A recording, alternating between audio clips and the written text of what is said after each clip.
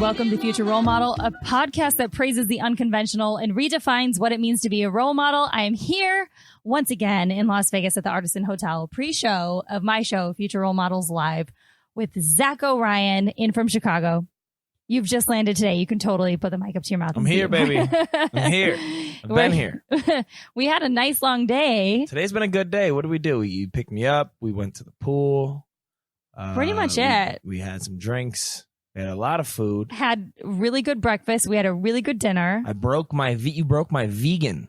I broke his vegan. You broke my vegan string. I was healthy vegan for almost 3 weeks now, and then today I ate a whole ass cow burger. Oh God! And he demolished it in like 1 minute. It was very good. It was very good. Vegas, you do a lot of things, but burgers is up there. We for were one looking of the best. at the menu, and he was like, "Yeah, I've been vegan for a couple weeks. I'm just trying to. I like to try out things for like a chunk of time." And he orders it. Look over, the fucking thing is gone. You and ate like, thank you so much meat. And like, thank you for being so nice and like concerned for like my diet too. They're like, "Oh, where are we gonna go to get you your vegan?" And I'm like, "Bro, I'm in Vegas. We went to a place called Burger. I'll just take a bite out of a cow right now. I'm in Vegas, dude. Are you kidding me? Bring a cow. Show me a cow right now. I'll bite that cow in half." That's the thing is like, we knew that you were coming in from the frozen tundra of Chicago. Ugh. You're about to do everything that you shouldn't be doing. Ugh. Yeah, Chicago's too cold. Because it's Vegas. Chicago's too cold. And you it's get a us out Monday. of that tundra in Chicago, we get to Vegas, we don't know how to act. Exactly. We be eating animals that we've sworn off for a month. Yeah, you used to live in Las Vegas for a minute. I did. I love Vegas so much. I'm so glad to be here. Thank you so much. I for actually having me. do really love this city. Vegas is great. I lived here. There's so much more to do here than people think, right? Everyone's like, oh, you lived in Vegas? Oh, you gamble? I was like, man, honestly, when I lived here, I didn't gamble at all. I like hiked and like canoed. There's a lot of outdoor activity. Places, yeah. One of my good friends, this is how I ended up finding out about the Vegas scene. One of my good friends, Rick, he bartends at the barbershop in the Cosmo. He was like the hot guy bartender when I was a coat check girl in Minneapolis. Yeah. We worked at the same venue. He was like in his early 20s. I was like 19. And we were all like, Rick is so hot. Yeah. He ended up moving to LA, being a bartender there for a bit. And then after I moved to LA, I was like, yo, I'm in LA. And he's like, oh, I live in Vegas. So like now this is like the running joke. I'm like, whichever city I'm about to move to, Right. you're going to move out of. You fly here from LA, right? Yes. What's the drive though? How 4 long is the drive? hours. 4 hours? Yeah, it's really not bad if you do it properly. Alex over there on the keys. Alex, you drive, right? See, Alex, I can relate more with Alex. Yeah, I drove this time. I drove another time. There you go. The round trip drive, I don't mind every once in a while because I catch up on phone calls. I do a bunch of cool stuff that I normally would not do Flight's on an probably airplane. nice. So what's it like? 30 minutes, 45 30 minutes? minutes. Yeah. Quick flight. Yeah, Up and it's down. really See you easy. later. Bye. But, here's the thing with flights. I mean, 30-minute Uber to the airport. You got to get there like an hour and a half before your flight, hour before your flight. Right. You still got to fly. I mean, overall, it's not saving you any time. Right. Really? Maybe an hour. Maybe. Maybe it's saving you an hour to fly. But, That's the whole thing that you don't have to like look at the road and stuff. You can read, catch up on emails. yeah, there are benefits to all the Flying things. is so inefficient still to me. Like it's like, I know. dude, open the back door. You know what I mean? Open the back door. What is wrong with open the back door? Give us all like our own little mini doors with the slides. Yeah. You ever see the slides? Like I've been watching a lot of movies where like airplanes have like inflatable slides. Yeah. And I've never seen one in real life. Where are these slides? I know. Give us slides. When did they?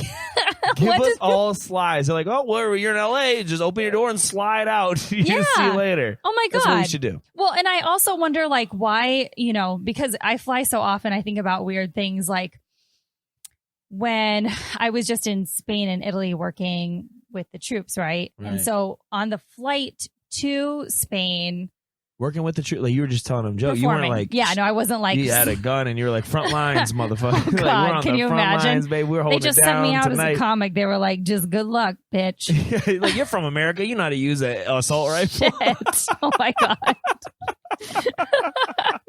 But We've been watching the news. You're probably fluent in this. here you go. Good luck. That's kind of what they do in a lot of countries, I think, because they Yeah. just hand people shit and they're like, try this. Do it. You got it.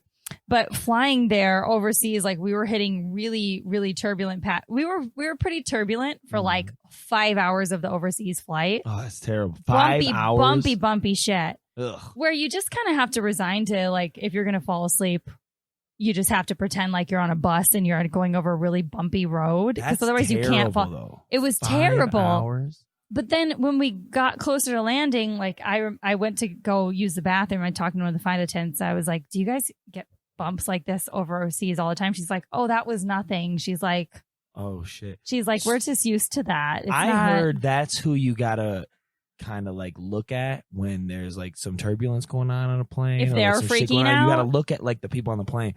Because if they're like, it's just another day, you're like, okay, yeah. Cool. But if they're tripping, you're like, oh, this is some crazy shit. Yeah. Like I came back from the Bahamas once. So like I've only left the country like twice. But when I went to the Bahamas, I had a good time. Ex-girlfriend, whatever. We broke up shortly after. It was fine. Anyways, we had to fly to Jersey, and then we had to fly from Jersey back to Cleveland, Ohio, where I was living. 2 really amazing cities. Flight from yeah. If you like fighting people for no reason. Jersey and Cleveland. Give me the fuck out of give me the fuck out of LA. 2 cities that have never really like won anything ever. You know what I mean? Like other than LeBron's like Dairy won Awards. a year, yeah, everything else is trash. So like the Bahamas to Jersey was fine, but then like the flight from Jersey to Cleveland, it was the craziest flight. The masks dropped out. I swear. Oh, that's my biggest and when fear. The mask dropped, because I'm flying with my girlfriend, so like I gotta be like I gotta be the man, right? But in my head, I'm like, I'm shitting my pants. I'm sweating at a place I didn't know had pores. I'm freaking out. The lady in front of us is throwing up in her bag, and we're way in the back because like I don't. You're supposed to like check into flights.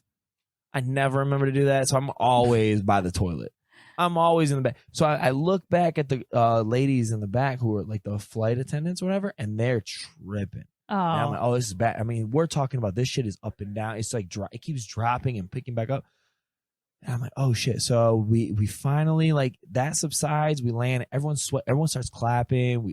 It was kind of a mess. So we land. We go to the bathroom. We walk out, and my girlfriend comes up. We're like holding hands, and it's like a sincere holding hands, like we made it kind of thing. Yeah, right? Like we might have to like procreate after this. Right. So thank God we didn't. But then at like 12, this is like midnight, and we're walking. So there's like nobody in the airport. But then the flight attendants walk by us, and I go, "Hey, you were our flight attendants on that flight, right?" And they're like, "Yeah." And I was like, "Just shits and giggles, right? I need to know like how bad was that like turbulence?" And she was like, "I'm not gonna lie to you, that was the worst turbulence I've ever experienced in my life." And I was like, "Wasn't that crazy?" She was like, "Yeah, that was terrifying. We have been talking about that the entire. It was the scariest moment in my. I thought for sure I was like, we're going to crash, dude. We're going to crash because it kept just going up and down and up and down. Well, I know it takes a a lot to take a plane. Like, it's really almost impossible to take a plane out of the sky. Right. It's like takeoff and landing that's questionable a lot of the times. But I always wondered, remember when Virgin Airlines was still a thing? And Virgin had all those like dancey numbers when they would start the like, if you're going to need a seat back. Like, they had these guys. I've never heard of this in my life. You don't Wait, whoa, how did that go? Sing that again. If you're gonna fucking die tonight, at least it's on Virgin. They had a whole dance number, and they were like, one was this girl doing ballet, and then there was these guys that were like, if you need to get... They were the craziest thing is I think I know what you're talking about. So I feel like nostalgia just kicked in, and I feel like I might know what you're talking about. That's crazy. Up on the seat belt. And like, here's the thing: like, fuck Virgin. This is why Virgin scares me. It's like, fuck Virgin. Like, well, they they're didn't done. even. Yeah, here's the crazy thing: they didn't even perfect like airplanes, and now they're like, oh, we messed that up. So you know what we're gonna do now? We're going to space. We're going to fucking space. All right, here, round 2, baby. We're just rolling the dice. I'm like, I hope your sexy fucking airline outfits for the stewardesses in space are just as manageable. Like, we couldn't get people safely from New York to Cleveland. But we're going to try to get you from Fort Lauderdale to the moon. And then maybe to Mars. Is like, Virgin, relax. Well, and they would have these like raps and like elaborate songs of like what to do in case of an emergency. I'm like, why instead of a flotation device under our seat, doesn't everybody just have a parachute? And it's like, run the fuck out of the plane. Just jump as far away from the plane as possible. Pull that fucking parachute. Like, that should be your exit strategy. Otherwise, it'd just be like 500 people floating in the air, not knowing what to do with themselves. Just like, because I think it makes them sound like they know what they're doing more. If they're like, okay, listen, guys, if we like accidentally like land in, I don't know, the Pacific Ocean, right? Just grab your seat and fucking like doggy paddle, you know? Yeah. Rather than be like, all right, look, bro, if shit gets crazy, As if you're going to be able to do like parachute under your seat. Yeah. Because if there was a parachute under my seat, I'd be like, oh, they really don't know what they're doing. You know what I mean? Yeah. But if there's no parachute, I go, oh, they're going to definitely land me in some water safely enough where I can float around. Safely. I might be able to doggy paddle for like at least. Can you imagine if at the beginning of every flight, they're like, all right, everybody seated? Cool. Everybody got the seat buckles on? Cool. All right, now trust us. But if you don't, you got parachutes. You know what I mean? It's all right. See you guys. Just go running out. All of the air, like all the windows just like, open to these little lanes. Yeah. I'm like, I definitely don't trust these people. How often do you travel, you would say, for comedy? Even if it's locally, even if it's just in a car? Average. Because you're based in Chicago. Probably twice. I would say average once a month. Once a month. Okay. Yeah. That's not too bad. Once a month. I mean, it just depends because like I don't have a car, so travel is like to the burbs. You know what I mean? Like Dude, traveling is like an hour drive to the burbs. This made me cry laughing today. So we pick up Zako from the airport. He's got his backpack. He literally just has the discussion with my friend Eddie. You know, I live in Chicago. I don't drive because we're walking to the car to go to the car to drive to where we need to go. Yeah. A reporter stops him by the parking. 30 seconds. He's been in Vegas for 30 seconds. A reporter stops him coming out with her camera guy. She goes, we're doing an expose on the uprising prices at the parking garages in Las Vegas. I would love to get your opinion. He literally says, I've just landed in Las Vegas. We're like, yeah, he doesn't live here. He doesn't drive. He literally just landed in Las Vegas. And he goes, yeah, I'll do that. And she goes, great. So they interview him for local news, and they're like, "What is your opinion on the rising prices of parking in Las Vegas?" And he goes, "It's just absurd." Yeah, ABC Channel 13, check that shit out. She was like, God, you mind talking about the prices? And she's like, what do you think about the prices of the parking? I go, which way are they going? She goes, up. I go, there. That's fucking trash. He just talked shit. He was just like, I mean, imagine me on my comedian salary and what I'm not going to be able to afford any of this anymore.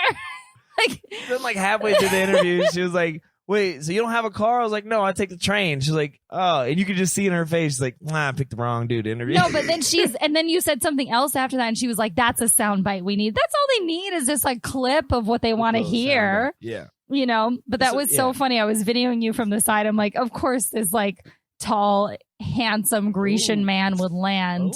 And this woman just wants to jump his bones with words. Don't pump me up too much. We got pumping. You know I know, right? So how have you've lived in Chicago for the last 2 years. Yes. Where you were born and raised in South Carolina. Born and raised in South Carolina, Beaufort, South Carolina. Shout out. An hour south of Charleston. I moved to Ohio, Toledo when I was 14. Lived with my dad. Okay. And I lived in Ohio for high school, a little bit of college. I joined the military, and then I came back to Ohio, finished college, and then worked as an engineer for like 6 years. Kind of hopping like around. 6 lives, I feel like. That's crazy you say that. I literally just told my buddy the other day, I was like, I feel like I'm on my 4th life, right? I feel like I'm on my 4th life. I was in the military. I lived in Texas, Mississippi, moved back to Ohio, finished college, moved to South Carolina, or moved back to South Carolina, moved out to Vegas, lived out in Vegas for a year. I was programming software for like the gaming industry. Well, backtrack for a second. What made you end up back in South Carolina? Like you were there, you were born and raised. What was your family situation like? Did you have siblings? Yeah. Oh, so I lived down south. So before, where do you want me to start? Like when I was young? Yeah, I mean, I guess I'll kind of just coax you. So when I was younger, I was raised by like my mom, my sister, my stepdad, really, and we lived down south. Yeah, I got a Puerto Rican stepdad. My mom, she's like German.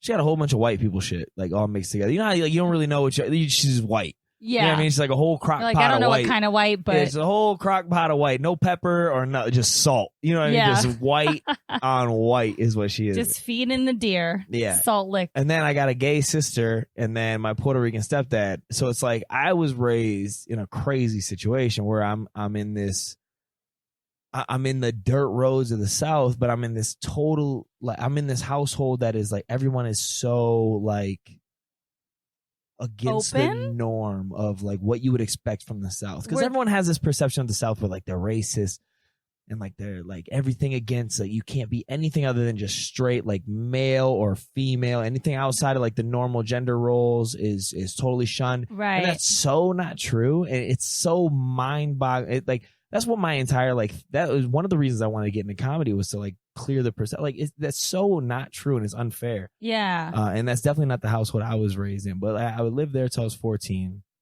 I moved to Ohio to go to high school and live with my father. My dad was a bad dude, but I didn't know that. Like, bad as in what? Oh, my dad used to beat my ass. So my dad did this weird thing. You were the only boy in the family? In like the household. Yeah. But like my dad's side of the family was all guys. Like it was my dad. He had like 3 brothers. I'm Macedonian. And for some reason it's like, like the Macedonians are just pushing out big dudes. Like my uncle, all my uncles and all my dad's like 6'5", 300 You're pounds. 6'5". Yeah. Yeah. So it's just like, it's like at Thanksgiving, like after the meal, it's just like a house of fallen titans. There's just like 6'5", 300-pound dudes just sleeping. Oh, you're like tiptoeing around trying to find your own place to watch the game and shit. But my dad was like a bad dude. So he was like whooping my ass and shit. But like, I don't know, when you're younger, you don't know like how like detrimental that is, like your mental health, or if it's like even bad. So like in my head, I was just like, oh, it's just, he's my dad. He's supposed to be whooping my ass. Yeah. But I was like 17 and stuff. I was like, I don't think this is normal, man. None of my other friends are talking about this shit. So like I moved out from my dad's place and I ended up going to Bowling Green State University. And man, I was just a bad person. I mean, I had daddy issues. I was on my own. Finally away from my dad, making all sorts of mistakes. And how old was this? Like 18, 19, 17? 18, 19, yeah. Yeah. I was like getting into stupid like bar fights and peeing outdoors and shit. And were you just like macho? Probably. So macho almost seems like I was like kinder, like cool with it. You know what I mean? Like macho is like, he's macho, right? But I was just like fake macho. It was like, I just had like a chip on, like this, I don't know, like this weird chip on my shoulder. I was like, you can't tell me shit. Like I know everything. I feel like that's a conversation we were all having earlier by the pool, but like that younger mentality of like trying to prove something. Right. I was a young dude who had father issues, who the first time in his life didn't have to answer to anybody. Right. Mm-hmm. I was in college on student loans, trying to play football and just trying to figure and finally for the first time not having to answer to myself. So I spent the last 5 years not even being able to have my own opinion because like I'd get my ass beat for it, right? Right. So now it's like, oh, I have my own opinion. Like now I don't care about anybody else's opinion. So I'm just a jerk. Like I'm not macho I don't like this. I don't want to say macho because that makes it sound, it almost glorifies it. It was an asshole is what you it was. You were just a dick. Jerk. Yeah, I was a dick. Yeah. So then I was like, so I was like in and out of like jail, just like small dumb shit bar fights and stuff. And is that what your main thing was just like drinking, getting in fights, or were you even drinking at the time, or were you just so much drinking? And like I never drank in high school, really. I started drinking in high school like after football season my senior year. So like I really wasn't drinking in high school. So like when I got to college, everything was like, it was almost like I was so constrained, right? Like everything was pulled back, and then finally it was like there was nothing holding me back, and I was like, oh, I'm about to be crazy. Yeah. So it was just work out, maybe go to class, maybe go to practice, which clearly like was detrimental to like any sort of potential football career, and then just go out and drink. And like it didn't help that all my friends in college were 21 already, and they had been in Bowling Green for like 3 years. Right. So I was at the bars like at 18. Bowling Green is outside of which city? Outside of Toledo. Okay. So I was in the bars and stuff, hanging out and partying and stuff. So I was just around the wrong people and doing the wrong thing. So finally I just kept getting in so much trouble that I joined the military. My best friend was in the military at the time. So did you feel like that would disregiment you, or what did you think that was going to do? I felt like it would regiment me. And then when you have people like my mom and then like my best friend's mom being like, you got to figure some shit out. Like we got to get you back on the right path. Like that's when I was like, oh, like these people like care about me. Like I got to figure something out. My parents met each other in the military. They were both in the Army. Oh, nice. Stationed in North Carolina, actually, at Fort Bragg. Oh, Fort Bragg. I know a lot about it. You're an Army brat? I didn't know you were Army brat. Yeah, until once my mom had me, she was out of the military. My dad just moved to the reserves. Oh, okay. So he stayed in the reserves for my first 5 years, living in North Carolina. And then we moved to Wisconsin, back where I was born. So I was active duty at first. And then after 2 years, I switched to National Guard, which is kind of like reserves a little bit. Yeah. But it's a little bit more time consuming, but essentially the same thing. Yeah. And then after did 4 years in the military and then another 6 reserve, I finished college in Toledo, and I was in a pretty serious relationship. So I was in college in Toledo, but I was living in Cleveland. They're only like an hour and a half, 2 hours away. But I was in a really serious relationship. At what age? Shit. I always wonder what that's like. I was never in any sort of serious relationship at all in my young 20s. This was late, though, because I joined the military. So this is 25. Oh, okay. That's when I was with my ex, roughly. 24, 25. Yeah. 25? 24. Maybe young. Maybe 23, 24, 25. One of those. Yeah, that's okay time for your first, like, quote-unquote serious relationship, I suppose. But we broke up around the same time I graduated college, was December 2012. And we broke up. I was like, oh, well, I don't need to be in Cleveland, Ohio anymore. I'm going home. So my mom and my stepdad came, helped me move all my shit back down south. And like the whole goal was just, now I have my degree. Now I got to figure out what I want to do. I was an engineering major, so I got a job out in Vegas. They like flew me out, interviewed me and all this stuff. Just doing engineering for whatever the fuck? Well, I was programming for the lottery machine, like the slot machines. Dude, and you couldn't make yourself a winner? I hated it.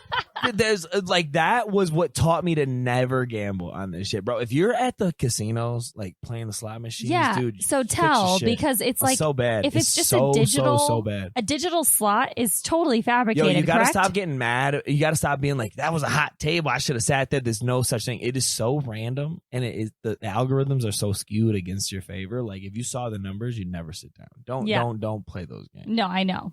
So I lived out there for like a year. I love Vegas so much. And then I moved. I took a better gig. I just hated working like in isolation. I like talking to people. So then I took a sales engineer position in Cleveland. So I got to go back to Ohio.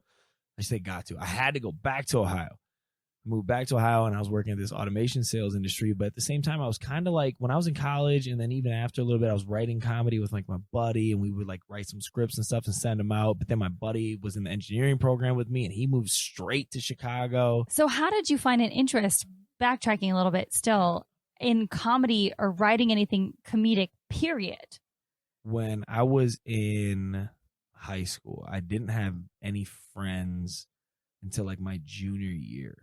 Just because like I came from South Carolina, I didn't like, you were bopping around a bunch. I didn't associate with any. I didn't have anything in common. Like, I got sent home my first day of high school because I wore Jordans, and they were just like, "Bro, you got to wear dress shoes." I was like, "That's the weirdest shit I've ever heard in my life." Yeah, I came from a school. My middle school was like 3,000 people. I was like one of like 15 white dudes to a high school that had 82 people in our class and like one black. And this was dude. in South Carolina. Yeah, and like to a high school in Ohio.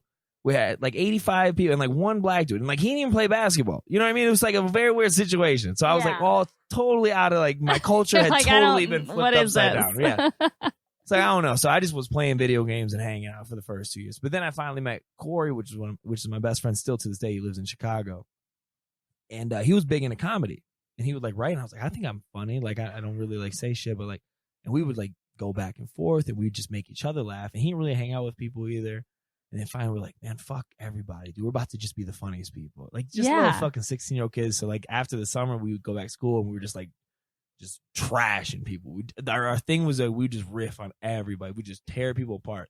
And then they were like, oh, everyone was just like, oh, that's just hilarious. And then we were just like, kind of like cool kids. Like, you were almost like roasting everybody? Just roasting everybody we could come in. That's What funny. we did that to became each other. my thing for a while. We would just roast each other, and it would be so funny that we were like, let's just roast each other. But if I got your back, bro, like, it's not a bad thing. You know what I mean? Yeah. Like, at least I'll laugh. And then he was like, oh yeah, same thing. Like, if you roast somebody, you're 16-year-old stupid shit.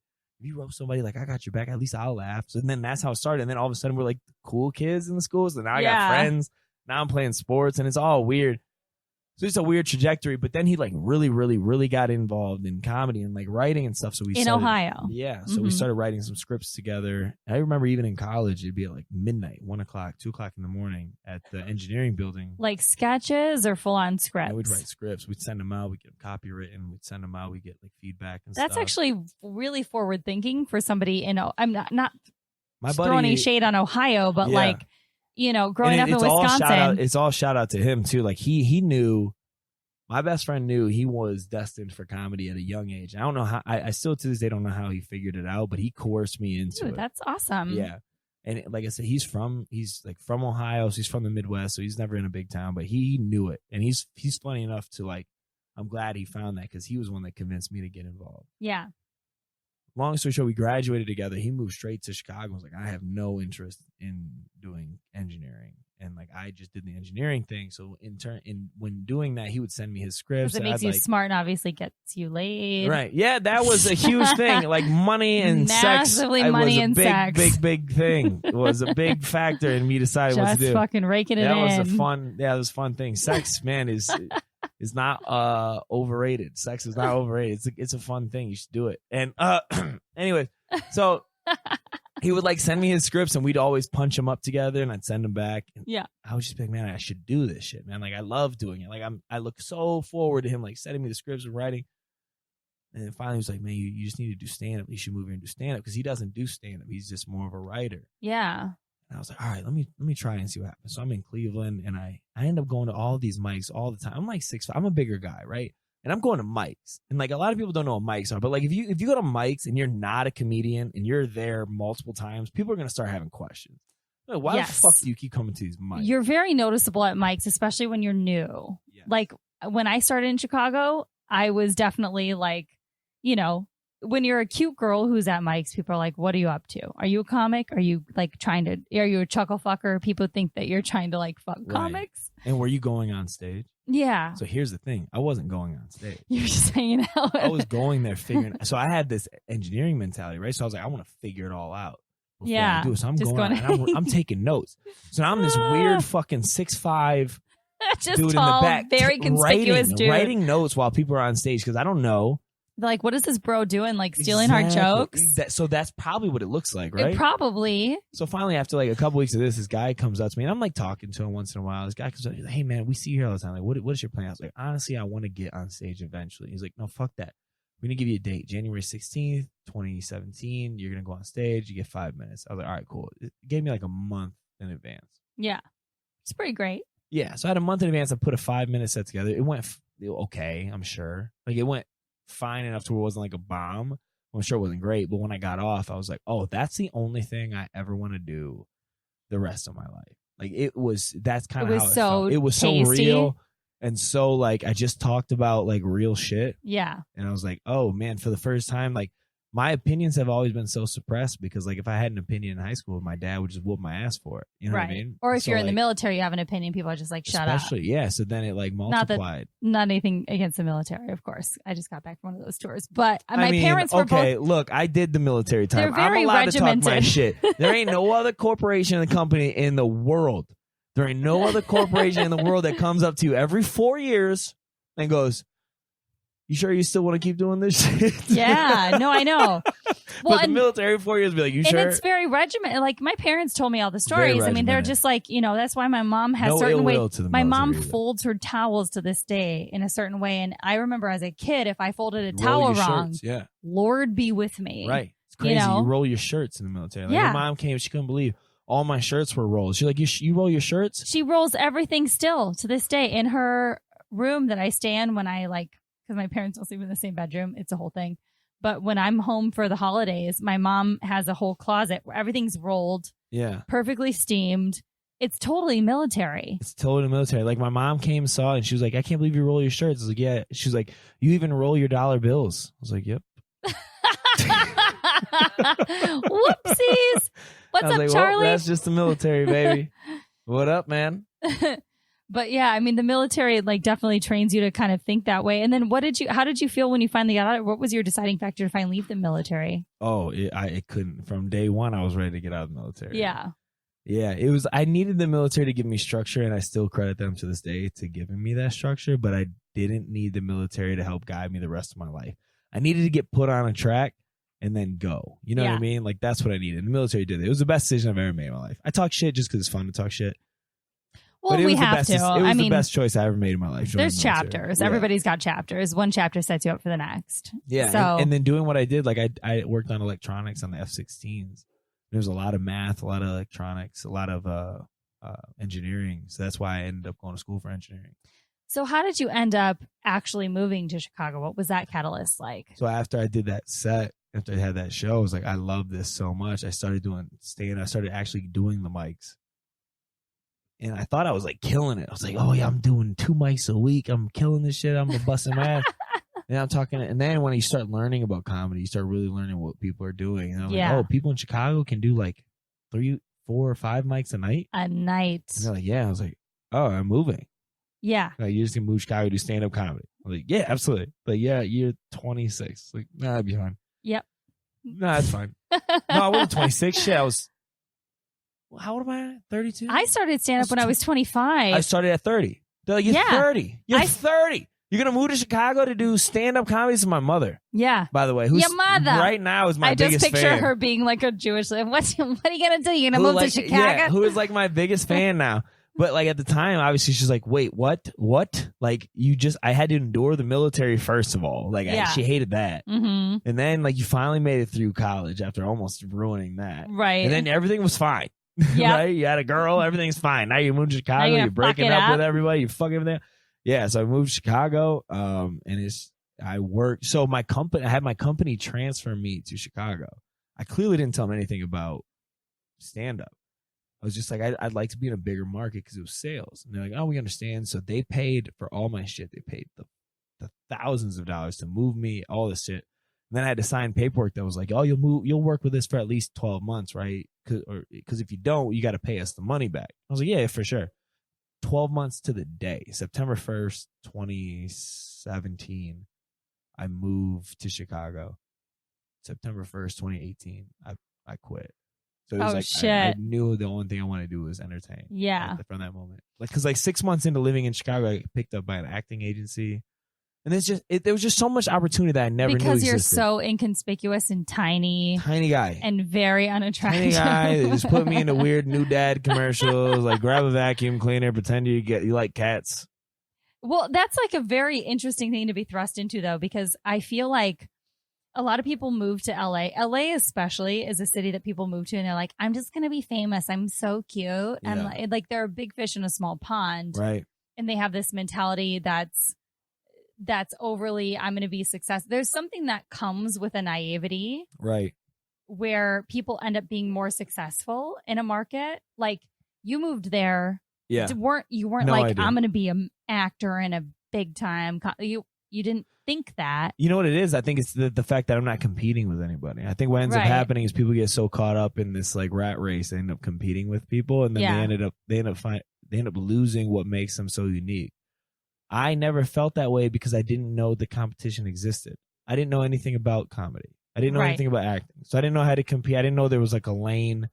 You were just like, this is what I'm going to do. This is me. I'm a dude from Beaufort, South Carolina, man. I've been up north for a little bit. Like, this is how I talk. I talk different. I start slurring my words a little bit. I got a little slang to me, but this is just me, dude. Like, I'm not competing with nobody. And all of a sudden, they're like, you want to be in our agency? I'm like, why? Like, you ever acted before? Why I'm do like, you want me? No. They're like, all right, we ever seen Game of Thrones? I'm like, yeah, you should be that guy. I'm like, all right, cool. Let's try. You're like, I'm totally a Viking, but not a Viking. Yeah. So it's just like, and like, that's what I tell everybody too. It's like, man, when you find something that you enjoy doing, so many times people like to try to change themselves to fit the mold of like what they want to do, that they ended up not even having fun with it anymore. Well, that's what makes you unique. Like, the thing that I did learn about being in LA is like the more you try to be like somebody else, the less people give a shit about you. Right. But when you're doing your own thing, now you got to be better than the other version of you. Yeah. But now when you do your own thing, people are like, wow, that's right. Oh, you're just you. Yeah. Doing you. Whether you agree with it or not, this is different than anything you've seen. Right. Exactly. Yeah. That's important. And the more that I've been embracing that, even in the last year and a half, which, you know, I'm about to hit year 10 of stand-up, which is kind of scary. Oh, shit. But, you know, the more you embrace that, the more things just start going your way. It's kind of a strange, I don't know how to explain it. Well, I've always been attracted to things that have no end goal. Comedy has no end goal. There's no, like, once I hit here, I'll be satisfied. And I realized that when I headlined my first club and I got off stage and I was very sad. Luckily, we went out and started drinking and I forgot about it. But the next morning I woke Isn't up. it amazing what liquor does? Right. The next morning I woke up and me and my roommate went for a run. And halfway through the run, I grabbed him and I stopped and I just started crying. Like I couldn't even I was like, I don't know, man. He was like, what the fuck? I was like, I don't know, dude. I was like, here's the thing. Like I headlined my first club. This comedy's the one thing I love. When I got off stage, I like didn't feel satisfied. I didn't feel anything. And he said something. This is a 21-year-old telling me this. Now, I think people should always keep open mind, especially like young people and very old people. I think very young people and very old people can teach you a lot of things. Yeah. He was like, I think it's because you love being on stage. You don't love it being over. When you work a 9 to 5, you love being done with work, right? Because you don't really enjoy being there. You want to get home to your other shit. Yeah. I love being on stage because I don't think I ever really loved just being like me in the world because I didn't have like I didn't have like a place. Mm-hmm. You know what I mean? I just spent so many time like shifting military, dads, moms, South, Ohio.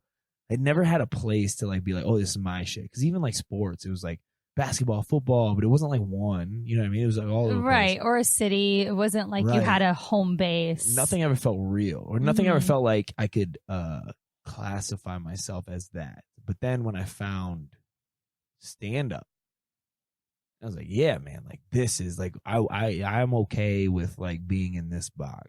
Yeah. So I love being on stage. So it's like when you get off stage, what like do you do? Weird thing. It's like, now what? You know what I mean? Now what's next, dude? Like what's next? Because like, that clearly wasn't what I wanted. Well, and how did headlining your first gig go? Because I remember the first time I headlined and thinking, I just want to hear your thought pattern because I know how I've thought since then of the first time I headlined something. Yeah. Like, how long of a set did you do headlining? So it was my first club headline. So that was like a 55. It's close to an hour. Dude. Yeah. At like what year? It was a month ago. So I'm just shy of 3 years. Oh, that was really close. Yeah. Okay. It's like my first headline was like at bar. I was like headlining bar shows, but I was doing like 20 minutes. Yeah. And like those were fun because it was just like, at year whatever. 3, doing a full hour is pretty impressive. Yeah, that was daunting. But I knew I had it. I didn't know if I'd love it, and I don't love it. But you won't ever love it. You'll never love That's it. the And thing. I don't want to love it. Yeah. I feel like if I love it, I'll get complacent. And I almost hate it. Like in my head, I almost tell myself I hate it. And that's like the disgusting thing about like what we do. It's like you almost have to like, you almost like can't be satisfied with it, because if you're satisfied, you get complacent. If you're complacent, they'll feel it. Like the audience will feel it, and then you'll feel it in like your writing and like how you attack like your next wave of jokes or material. Well, and that's why I feel like for me, I always have to be setting something up. Like I'm doing Edinburgh next year. I know that gives. Congrats, that'll be great. I'm really excited, and it puts a fire under my ass because I'm like, in the next 7 months, I have got to have a new hour written. Right. So I have to be putting 7 months for an hour every month, a new 10 minutes in hopes that 5 will survive. Girl, a new 10 to 15 minutes. You're gonna be busy. That's why this Vegas thing has been so important to me. Yeah. I'm like, I have to be putting up new stuff every week, essentially to get to where I want to be for next year. Yeah, that's lofty. But when you put a timeline on it, people are like, oh, it's not till next August. I'm like, you know how fast that fucking comes up and stand up? Are you fucking kidding? Oh, that comes up. I cannot believe we're almost in December. That's insane. Dude, I know. It's we're almost scary. in Turkey, baby. That shit is crazy. Scary. That shit is crazy. Yep.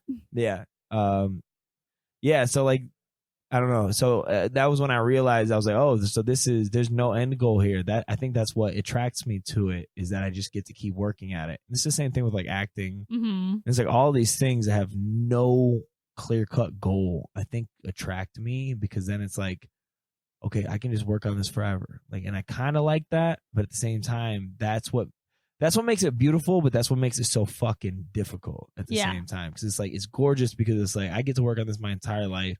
This thing becomes a part of me. I get to attach myself to it and as I become better at it, I feel like I become better as a person. Yeah. But at the same time, it's like, it's not one of those things where it's like, oh, I just became CEO So now it's like I've reached the pinnacle. You know what I mean? There's no CEO of comedy. No, and that's the thing that like, me and Eddie Delasepe were talking about this last week, and his episode comes out tomorrow. You'll be a week from tomorrow. But we were talking about this, and I was trying to describe how I've always looked at my career, and then he was joking about like that's a very only child mentality, but it's but I kind of saw myself as like the center of a nucleus. Yeah.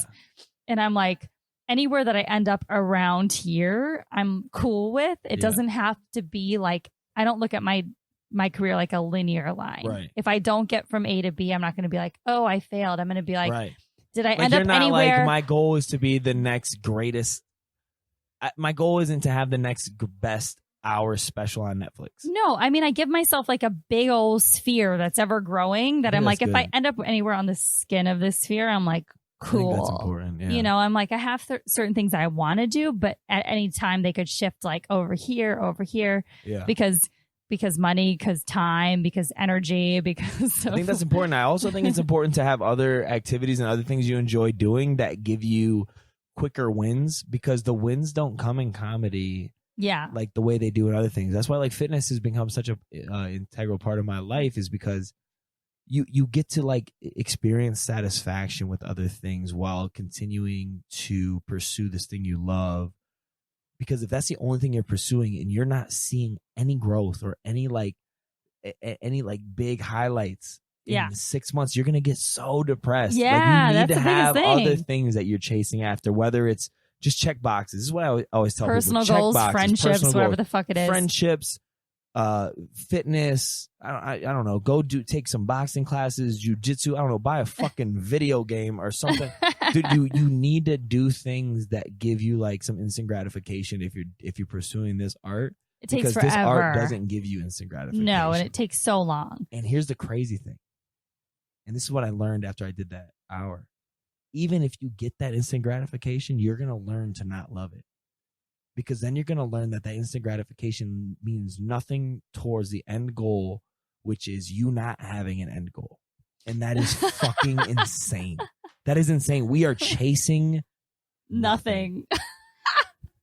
We are chasing nothing. As stand-up comedians, we want to be the best at like nothing. Like there's no we can't compare. You can't compare yourself. There's no comparison. I love Chappelle. Kobe Bryant could try to be the best Michael Jordan, right? And he ended up looking like Michael Jordan out there. He had the same fadeaway, the same crossover. Yep. Try to have the same delivery as Jerry Seinfeld and watch people boo you off the stage because you're copying him. Yeah. But Kobe Bryant copied Michael Jordan, and he's now considered one of either the best or second best basketball players of all time. Yeah, but we can't do that in this industry. You can't do that in this industry. You have to be you. So now I know in my heart I have to be the best me, not the best comedian. I have to be the funniest Zako Ryan, or they're going to boo me off stage. And to be the funniest Zako Ryan, that means I got to be Zako Ryan. And that means you got to not only think I'm funny, but you got to like Zako Ryan. That's the biggest thing. Now I don't know what you're liking, whether I'm funny or whether you just don't like me. And now it's this crazy thing where I'm just like, I'm chasing nothing. And it's like I'm going to call my ex-girlfriend and see if we can buy that house again and move back to Cleveland and take my old engineering job.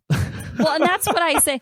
That's what I say about like, could I be doing things differently, or like, I have plenty of comics that are doing things with certain networks or whatever. But like, I enjoy the fact that like when we last met up and, our friend Eddie that's over there, when I was in my Midwest tour, 3 weeks, I produced the whole thing myself, got to hang out with all my favorite people all through the Midwest, had a great time.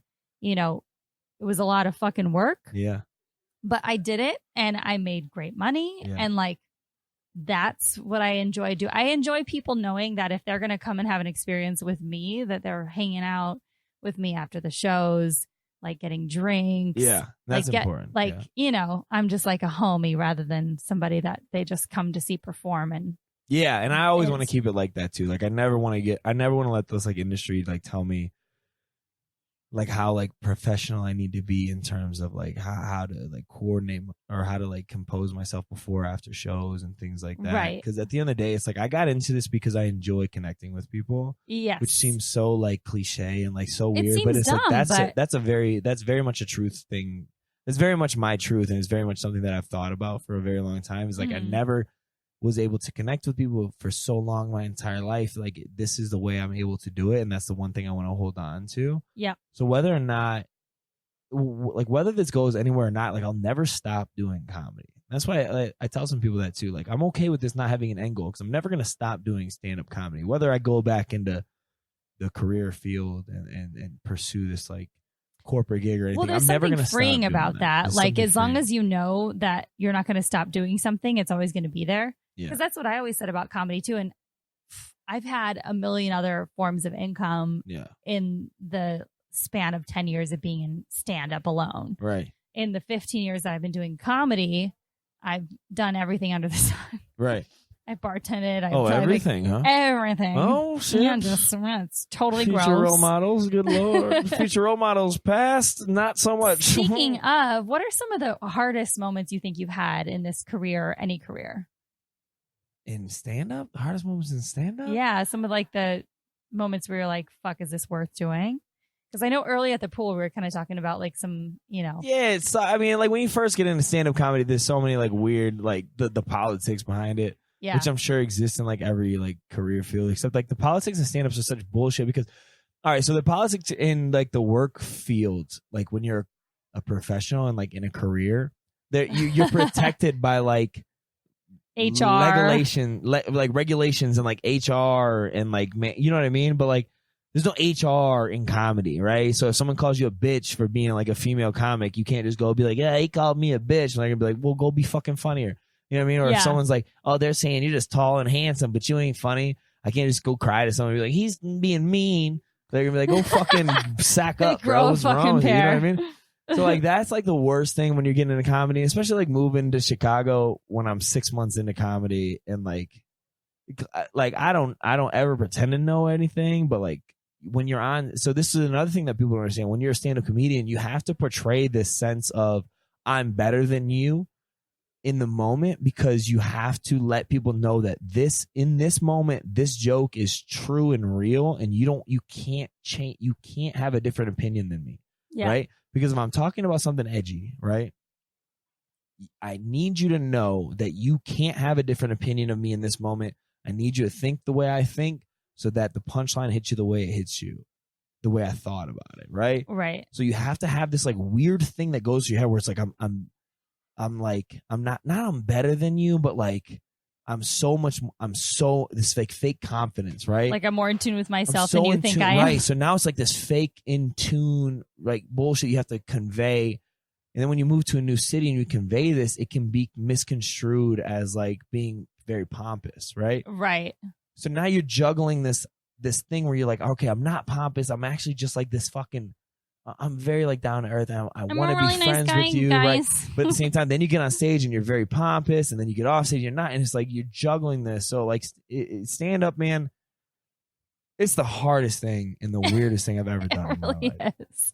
But I think those are the only like real hurdles, is like just getting across the fact that like me on stage is a very exaggerated version of myself, right? Mm-hmm. The ideas and the thoughts and the things that I say on stage are how I feel and how I think, but they aren't necessarily the way I would hold a conversation with you, right? Right. So like if I tell you a joke on stage that has a definitive maybe opinion I have on either politics or race or gender or anything like that, you have to convey these messages as black and white, right? Because you can't give the audience the opportunity to think somewhere else, because then they're not going to be on board with you for the punchline. Right. But when you have a conversation with someone outside of, like having a microphone or being in the light, you want to be open-minded. And I'm very open-minded. So like I would never go to someone and this is how it is, and because I want to be funny. It's more like, no, this is how I think. Like, well, how do you think? When I'm on stage, I'm not like, how do you think? Right? Yeah. I'm like, no, this is how the fuck it is, because I need you to be on board. Yep. So then it's now you're juggling these like two personalities, and it's like a weird thing. I think when you first start comedy is when you learn so much about yourself that if you start comedy like I did at 30 years old, it's terrifying, because you learn the worst parts about yourself. Yeah. And you learn that you actually don't feel the way you thought you felt about things your entire life. And you only thought you feel those ways because people have told you should. And when you start talking about it in front of people, you you realize that the only person you're answering to is yourself. Yeah. And you don't have to relate to anybody but the people that relate to you automatically, Right. which is kind of a really cool thing. We were talking about that earlier. I don't think people sit down with themselves enough. I think you and I right now, we're sitting down with ourselves. We're learning a lot about each other, and that's beautiful. But when was the last time you ever like sat in a room and was like, okay, I need 20 minutes to really, I got 20 minutes to spare. I'm gonna talk to myself about some topics that I would talk to about with somebody else real quick. Right. And like if more people, and this is something I've been trying to do with myself more for the last year, and just in doing that, I feel like I've grown so much. And whether it's like real growth or just like false, whatever it is, like just talking to yourself about things. I really know how I feel about situations. Like I had a conversation with Eddie earlier that I feel like a year ago, if I would have had the same conversation with him, maybe I just would have agreed with what he was saying because he was so he was so like true in his convictions. He was like, this is how I feel. Like you can't fuck with the truth. You know what I mean? Like, so if you feel, and everybody's own truth is different. Right. So if you feel a certain way, you should say that, even if it's different. Right. And that's what's beautiful. And that's how you should meet your friends. That's how you meet the people that are supposed to be in your life. You cannot fuck with the truth, and you need to like find your truth. And the only way to find your truth is to figure out who you are and what you think. Mm-hmm. And I think you should sit with yourself more, whether that's a good way to start sitting with yourself is reading, man. More people should read. Sit down and read opinions that people have wrote about things in life and really come to terms with it, rather than trying to like join a tribe. Like, so often people just want to get on Facebook and join a tribe of people that feel a certain way because there's so many of them. They're like, well, I'll fit in over there, rather than having like a unique opinion on things. Like it's a beautiful, it's a great thing to have a unique opinion on things. And I think that's what makes people, I think that's what drove me to do stand-up comedies. I wanted to have a unique opinion on things. What do you think is your opinion on stuff that stands you out from other people? My opinion on what? Just in your comedic perspective, what you talk about on stage. Truth. I think so often I think it's shocking how often we lie every single day. Dude, and I wouldn't disagree. We don't even know it. And we don't even mean to do it. It's just like we're lying to make it easier. It's like you'll say something just to keep it flowing. It's just like, I shouldn't say what I feel because we're just going to keep it flowing. To be amicable and all that shit. But like Eddie and I had a conversation earlier about the mishap that happened with the Cleveland Browns and the Pittsburgh Steelers, right? Where the guy hit the dude over the head with the helmet. Yeah. You saw that, right? Like, it would be so easy to just, because he was like, it's so wrong that happened. And like, of course, like that's wrong, right? Yeah. Like I also have like ideas on the other hand. And then you present those ideas, and next thing you know, you're having a fucking great conversation that leads to like bigger conversations. And now you just talk to somebody, and now I feel like I know Eddie. Like I feel like I made a friend. Right. But we didn't even agree on the situation. And it's like, people, you need to stop being afraid to like disagree with people just because it will make that conversation easier. I think difficult conversations lead to growth and change. And that's why I think it's very healthy for everybody to not agree on things. I don't think we should all agree on things. And I think it's okay to disagree on things, because if we don't, that's how we grow and that's how we get better in life.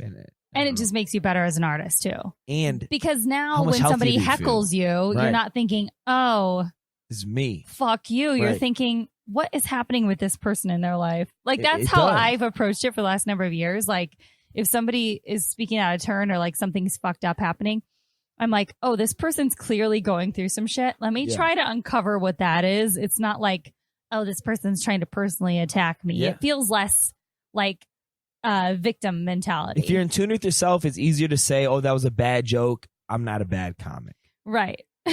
So if like before I was comfortable with myself, I would be like, oh, I'm shit. Like I'm trash. But then I'd be like, oh, it's just a bad joke. I'll find a new joke. Oh, it's just a bad set. Oh, structure is just a bad structure. Yeah. But I'm not a bad comic. But like before you have that, like that ability to like really like know who you are and what your convictions are and how you actually think, you're just going to be like, oh, I'm a bad comic. Yeah. But I think you should have convictions. Tell the truth, man. Tell the truth. Tell that girl you've been dating for 7 years that you don't fucking like her, that this shit should have ended 2 years ago. What are we sorry. doing? We got to break this lease. Now you got to call your landlord and tell you your mom's got brain cancer so we can get you out the lease. It's just a bad thing. But tell the truth. I'm telling you, it will put you in the best situations in your life. It's true. It's true. And where can people find you on social media? And what do you have coming up that you're really excited about? At Zako Ryan, ZakoRyan. I am in the Kenan Thompson Presents Road to New York competition at the Laugh Factory in Chicago. I'm very excited. When is that happening? That's actually happening. That will be over by the time you hear this podcast. No, this will be out this Tuesday. This round's on Sunday. Oh, shit. It's next Sunday. So it'll be over by the time you hear this. Yes. But if I made it past, it'll be in December in New York. When you made it past. When I made it past, the finals will be in December in New York. Do you know when in December? I don't. It's either the second or third weekend. Okay. But Kenan Thompson's going to be there. He's like hosting the whole thing. And then the actual host as a stand-up is Chris Redd from SNL. Yeah, no, I love Chris. Yeah, who's just killing it. He's from Chicago and he's holding it down for everybody in Chicago. So we're really excited. So yeah, that's where you can find me. Awesome. And any closing remarks? No, tell the truth. I love you guys. Tell the truth. Okay, you can find me at MPH Comedy or at the podcast at Future Role Model or at Role Model Pod on Twitter. And we about to start our show in Las Vegas. See you. Bye.